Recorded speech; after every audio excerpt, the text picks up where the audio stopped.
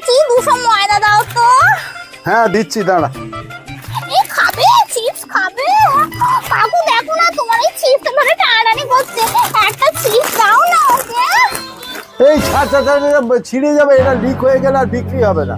তুমি কি বাজে গো, একটা বাচ্চা কখন থেকে চিপস খাবে বলছে। দেখো না বাবা ছেড়ে দাও, কাকু একদম ভালো মানুষ না বুঝলে, কাকু একদম ভালো মানুষ না বাবা, বাচ্চাটা একটুখানি খাবে বলছে তাও দেবে না। এই নে ধর, সন্ধ্যেবেলা ধূপ দেওয়ার সময় বিরক্ত করে, যা যা নিয়ে যা।